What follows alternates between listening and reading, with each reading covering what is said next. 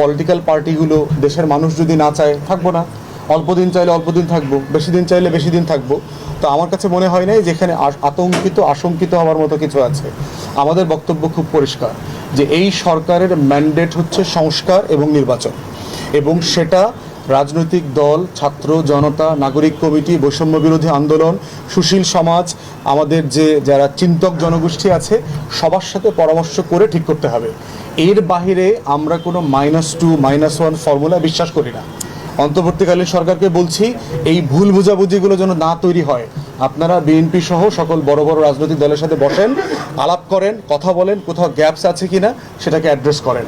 যদি আলাপের মাধ্যমে গ্যাপ মেটানো না যায় তাহলে রেফারেন্ডামে যান, গণভোট দিয়ে দেন। কয়দিনে নির্বাচন হবে দেশবাসী ডিসাইড করুক যে আমরা অবিলম্বে নির্বাচন চাই। 3 মাস, 6 মাস, 9 মাস, 12 মাস, 2 বছর, বক্স দিয়ে দেন।